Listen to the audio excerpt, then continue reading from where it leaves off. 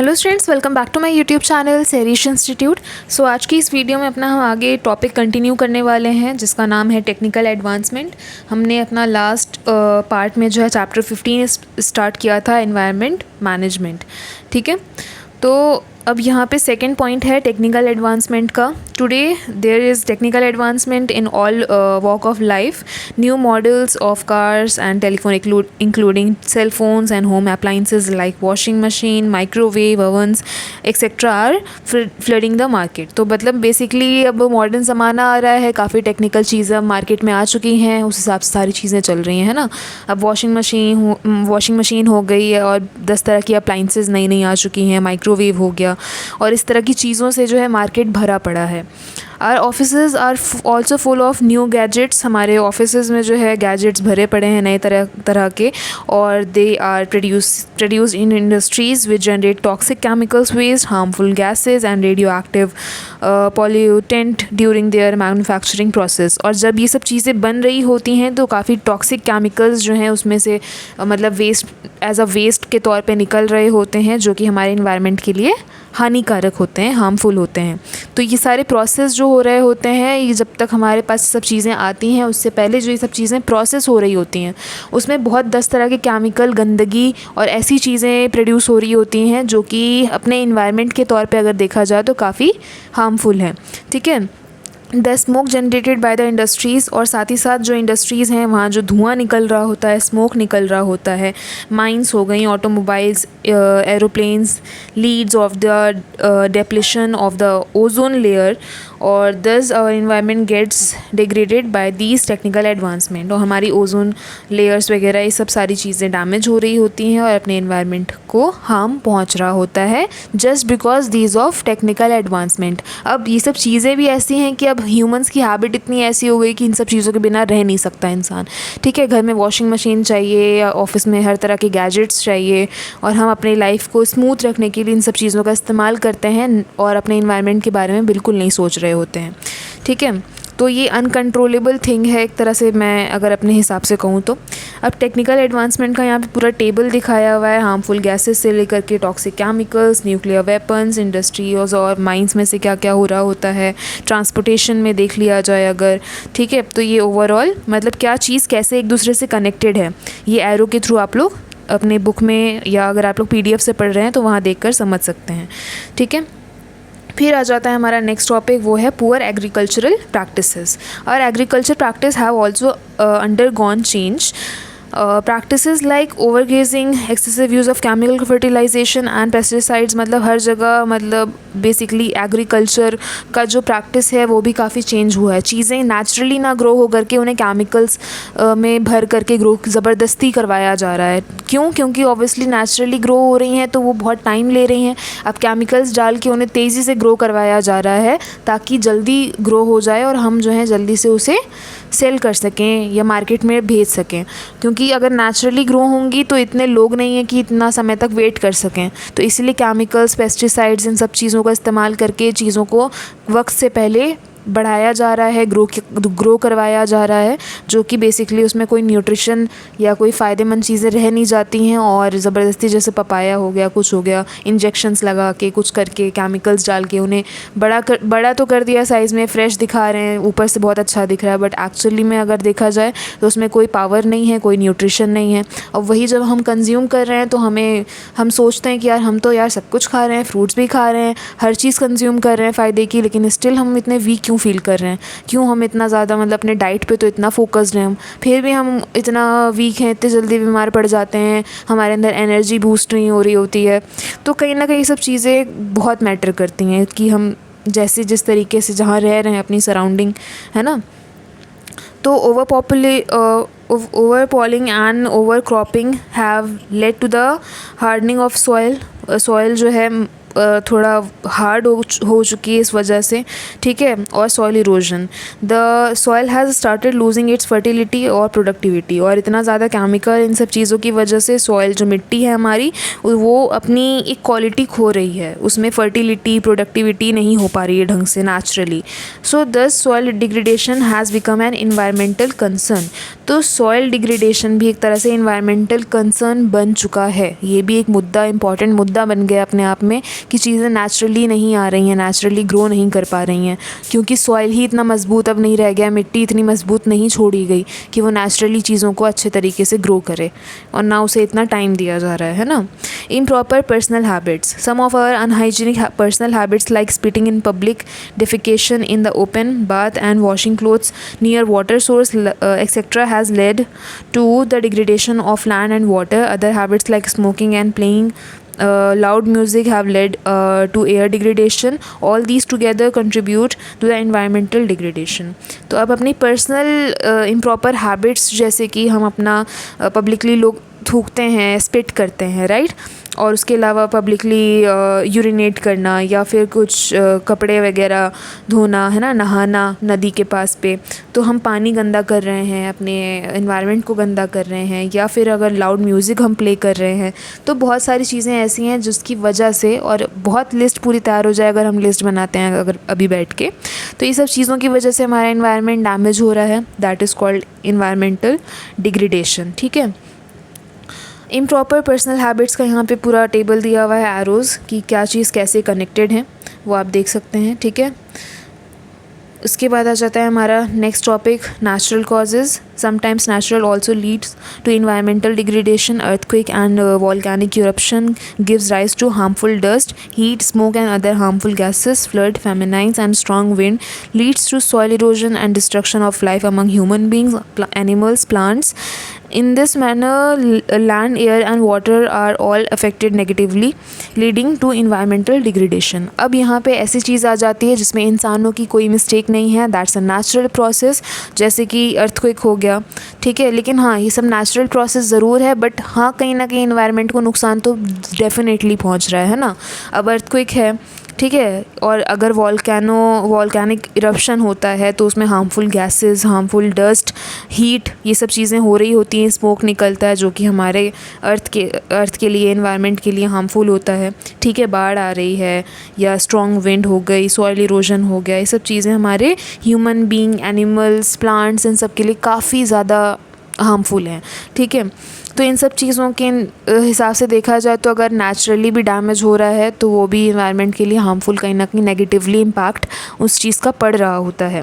तो as a human की वजह से तो हो ही रहा है, साथ ही साथ नेचुरल प्रोसेस तो होता ही है, उसमें तो हमारा किसी का कंट्रोल नहीं. नेचुरल डिज़ास्टर्स की वजह से इन्वायरमेंट को हार्म पहुँचना वो किसी के कंट्रोल में नहीं है. बट हाँ, जो मैन मेड ह्यूमन्स की वजह से जो इन्वायरमेंट को नुकसान पहुँच रहा है वो हमारे कंट्रोल में हो सकता है अगर हम सब मिलके कोशिश करें, राइट. फिर आ जाता है हमारा नेक्स्ट टॉपिक जिसका नाम है effects of environmental degradation. So far you have seen environmental degradation is caused in different spheres like land, air and water. Obviously it is bound to affect us in some ways or the others. तो obviously ये सब चीज़ें जो हैं हमारे defect हो रही हैं, डिग्रेडेशन, इन्वायरमेंटल डिग्रेडेशन चल ही रहा है, ठीक है. अब कुछ अदर चीज़ें बताई गई हैं. Let us see the different form of environmental degradation and how they affect us. कैसे इफेक्ट कर रही हैं ये सब अलग टाइप ऑफ एनवायरमेंटल डिग्रेडेशन वाली चीज़ें. जैसे पहला है सॉयल लैंड डिग्रेडेशन, डिफॉरेस्ट्रेशन, ठीक है, मतलब कहने का मतलब है फॉरेस्ट को एकदम ख़त्म करना, पेड़ पौधे काट के ख़त्म कर देना, उसे डिफॉरेस्ट्रेशन कहते हैं. डिग्रेडेशन ऑफ एयर, ठीक है, air pollution. Degradation of water means water pollution. Slum conditions, इस तरह की चीज़ें जो है हमारे एनवायरनमेंट को ख़त्म कर रही है, डैमेज कर रही है. तो पहला आता है हमारा soil and land degradation. Do you know that soil is the top fertile layer of land in which plants grow. हमें पता है सॉइल मिट्टी है जो कि जिसमें प्लांट्स हमारे ग्रो करते हैं. Have you ever wondered what happened to so many leaves that fall on the ground every autumn? Yes, that disappear into the ground after some time, but do you know why? Actually, soil contains some very important microorganisms which help in decaying waste materials like dead plants, animals into slimmer substances. In this process they release nutrients which help to increase the fertility of the soil. As they make the soil fertile, and microorganisms are also called the farmer's friend. So basically soil क्या है? Soil एक बहुत ही important चीज़ है और basically जब autumn आता है, जब पतझड़ का मौसम आता है, पत्ते हर जगह बिछ जाते हैं, मिट्टियों पे जब पत्ते जब पूरे में बिछ जाते हैं, जब पत्ते गिरते हैं मिट्टी पे, तो वो जो है नेचुरली हम देखते हैं कुछ टाइम के बाद डिसअपियर हो जाते हैं, खो जाते हैं। खो नहीं जाते, बेसिकली मिट्टी में जो माइक्रो ऑर्गेनिजम्स होते हैं वो उसे एक तरह से अपने में मिला लेते हैं, वो मिट्टी में कन्वर्ट हो जाता है, वो सब डैमेज होके, ख़त्म होके, सड़ के, ठीक है। और कहीं ना कहीं मिट्टी को जो है फार्मर का दोस्त भी बोला जाता है। मिट्टी ऐसी चीज़ है जिसकी वजह से हमें खाना पीना सब कुछ मिल पाता है। कितनी तरह की चीज़ें जो है मिट्टी में ग्रो होती हैं। तो ये सब चीज़ें नेचुरल प्रोसेस है बेसिकली। और एक सिंपलर सब्सटेंस जो है मिट्टी में ऐसा होता है जो कि माइक्रो ऑर्गेनिजम्स हम उसे बोल सकते हैं। और जो भी चीज़ें, चाहे डेड एनिमल्स, डेड प्लांट्स या जो भी डेड चीज़ें मिट्टी में मिलती हैं, वो माइक्रो ऑर्गेनिजम्स उसे अपने आप में ही मिक्स कर लेता है और वो चीज़ एक खाद टाइप या मिट्टी में बन के क्रिएट हो जाती है, ठीक है। तो कहीं ना कहीं हम इसे बोलते हैं कि फार्मर की एक बहुत अच्छी दोस्त होती है मिट्टी, सॉइल, ठीक है। But when we use too much of chemical fertilisers, pesticides और dump waste from mines and industries on land, these microorganisms get killed. लेकिन अगर वही चीज़, मतलब नेचुरली कोई जानवर मर गया, मिट्टी पे पड़ा हुआ है, फिर वो मिट्टी जो है उसे प्रोसेस कर देती है, माइक्रो ऑर्गेनिजम्स उसे प्रोसेस में ला करके उसी में मिक्स कर लेते हैं अपने आप में, ठीक है। लेकिन वही चीज़ अगर हम ऐसे कहें कि अब मिट्टी में जो है ज़बरदस्ती हद से ज़्यादा केमिकल फर्टिलाइज़र्स, ठीक है, पेस्टिसाइड्स या बहुत ज़्यादा डंप वेस्ट डाले जा रहे हैं, तो इतना ज़्यादा हाई लेवल में गंदगी अगर मिट्टी पे हम करेंगे तो वो कहीं ना कहीं उसमें जो माइक्रो ऑर्गेनिजम्स जो इन सब चीज़ों को ख़त्म करके अपने आप में मिला लिया करते थे, वो खुद मर जाएंगे, ठीक है। इतना प्रोसेस वो नहीं कर सकते। हर चीज़ नेचुरली हो तो ज़्यादा अच्छा है। कोई जानवर मर गया तो वो नेचुरल प्रोसेस है। हम ये करें कि हम फैक्ट्री के गंदगी और केमिकल्स सब ले जा कर के मिट्टी में डाल दें और फिर एक्सपेक्ट करें कि वो मिट्टी में मिल करके नेचुरली जैसी मिट्टी है, अच्छी क्वालिटी की मिट्टी बन के तैयार हो जाएगी, तो वो तो प्रोसेस हो नहीं सकता है ना। तो इसीलिए क्या होता है कि फिर जो उसके मिट्टी के माइक्रो ऑर्गेनिजम्स होते हैं वो ख़त्म हो जाते हैं, मर जाते हैं। दस eventually the fertility of soil is affected. अब सॉइल, मिट्टी उससे अफेक्ट हो रही है, ख़राब हो रही है, as the micro organisms are not available to decompose the dead plants and animals. क्यों? क्योंकि अब माइक्रो ऑर्गेनिजम्स उस मिट्टी के मर चुके हैं, तो ऑब्वियसली अब वो मिट्टी नहीं रही, उसमें कुछ नहीं रहा कि वो जो गंदगी है उसे ऑब्जॉर्ब करे, उसे अपने आप में मिला ले, ठीक है, या इन्वायरमेंट को क्लीन कर ले, क्योंकि वो हमने हद से ज़्यादा उसमें गंदगी करके मिट्टी को मिट्टी रहने नहीं दिया, एकदम ख़त्म कर दिया, उसे भी कूड़ा बना दिया हम लोग ने, okay. Do you know that the sprays like pesticides also penetrate plants, fruits and vegetable and is passed on to the men and animals when consumed? It cause deadly diseases like cancer and also affect the nervous system. Traces of the pesticides can also भी detected in milk. तो obviously ये चीज़ मैंने अभी आप लोग को verbally इससे पहले भी मैंने बताई थी कि अब इस तरह के पेस्टिसाइड्स और 10 तरह के केमिकल्स जब मिट्टी में डाले जा रहे हैं, तो अब उसी हिसाब से जो चीज़ें ग्रो हो रही हैं, और उन्हें ग्रो भी सुकून से नहीं होने दिया जा रहा है, ज़बरदस्ती वक्त से पहले ग्रो करवाया जा रहा है केमिकल्स वगैरह ऐड करके। तो वो क्या हो रहा है, अब कहीं ना कहीं मार्केट में आ रहा है, हम उसे ख़रीद रहे हैं, चाहे वो फ्रूट्स हो, वेजिटेबल्स हों, कुछ भी हो सकता है ना। अब उसे हम ख़रीद रहे हैं, हम खा रहे हैं, वही फिर हमने पका करके जानवर को भी दिया, कुछ शेयर करा, अब वो जानवर भी खा रहा है। कहीं ना कहीं हम सब उस चीज़ से इफ़ेक्ट हो रहे हैं, वो केमिकल्स हमारे अंदर भी जा रहे हैं। और उसका रीज़न कैसे, वो सब चीज़ों का कॉज क्या निकल कर आता है कि हम बीमार पड़ रहे होते हैं, हमें बड़ी बड़ी बीमारियां हो जाती हैं, जानवरों को बीमारियां हो जाती हैं, हमें कैंसर हो रहा है, और भी मल्टीपल तरह की बीमारियां उन सब चीज़ों से क्रिएट हो रही हैं, है ना। हमारी बॉडी में बैलेंस नहीं रह रहा है। और सेम एज़ मैंने बोला कि अगर हम न्यूट्रिशियस चीज़ें खा रहे हैं तो हम एक्सपेक्ट करते हैं कि हम बहुत हेल्दी, बहुत फिट फील करेंगे, बट एक्चुअली में जब हमें वो चीज़ फील नहीं हो रही होती है तब हम ब्लैंक हो जाते हैं कि यार क्यों हम इतना तो अच्छा खा रहे हैं यार, फ्रूट्स खा रहे हैं, अपनी हेल्थ का ध्यान रख रहे हैं, फिर भी कुछ नहीं हो रहा है, एनर्जी नहीं आ रही है, हर वक्त टायर्ड फील हो रहा है, हर वक्त स्लीपी फील हो रहा है। तो ये सब बहुत बड़ा रीज़न है जिस पे हमारा दिमाग नहीं जा रहा होता है ना। Do you remember what is soil erosion? Soil erosion क्या होता है? The top layer of soil, जो सॉइल की टॉप लेयर होती है, मिट्टी की जो टॉप लेयर होती है, which is fertile, is bound by roots of the trees, but क्योंकि उसमें जो है ट्रीज़ की रूट्स पूरी होती हैं, जड़ें, ठीक है, but with the clearing of forest this soil gets expose and get carried away by strong winds, flood और nucleus trees etc.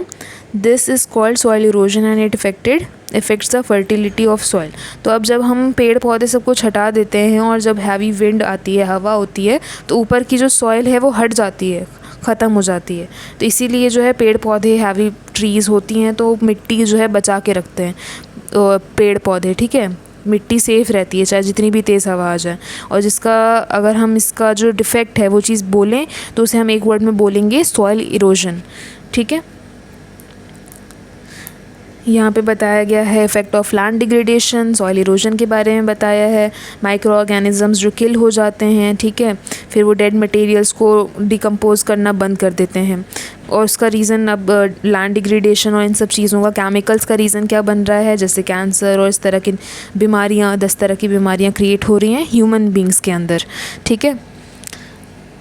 फिर है यहाँ पे नेक्स्ट टॉपिक जिसका नाम है डिफॉरेस्टेशन, जो मैं आप लोगों को नेक्स्ट पार्ट से बताऊंगी, ठीक है। आई होप यहाँ तक आप लोगों को समझ में आ गया होगा। अच्छे से एक बार पढ़ लीजिएगा अपने साइड से भी, ताकि जितनी चीज़ मैंने वर्बली बताई है आप लोग पढ़ भी लेंगे तो अच्छे तरीके से समझ में आ जाएगा।